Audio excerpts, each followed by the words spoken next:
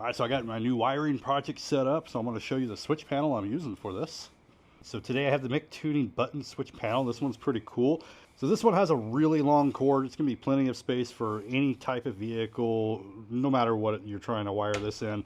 Now I'm using it in a trailer. This was my wiring project. I wanted to have a lot of lights everywhere and different things to power, and I wanted to use a switch panel for that.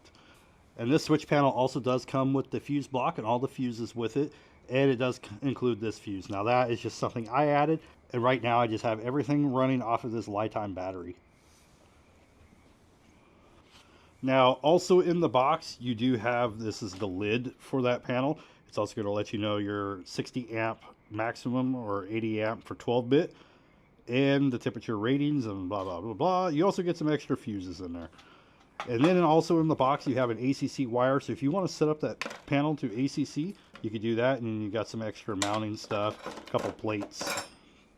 Oh, and then we do have a couple of larger plates for the fuse box that would usually go under your hood. This also does come with a lot of stickers that you could use for several different types of items, not even just lights, but pretty much everything that you would use in your vehicle or an ATV. You got like turn signals, lots of different types of things. Here's a close-up of the panel itself. As you can see, I just have a front and a rear sticking on there right now for front and rear lights. All right, so this is the 12-button switch. I do think they have an 8 or a 10 or something like that. I wanted the 12. You could also choose to adjust the brightness. So if you want it a bit dimmer, you can put it dimmer. Also, whenever a light is on, you will see it illuminated red if it is picking up that red. And right now I do have 2 sets of lights in here that's set up with it. And I can choose to turn those on and off just by a quick push of a button. I do plan to get a lot more, but that's all I have so far. As for the RGB, this one will change colors. You got a button here where you can do it quite easily. You can choose to have purple and white and red, yellow, yellowish, green, and I prefer the blue, but that was all of the colors. And then you do have a master power on and off. And then that will easily turn everything on and off, and it will keep everything on how you had it when you turned it off.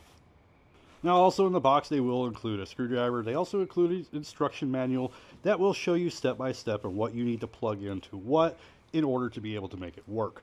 It is really easy to follow, really easy to figure out.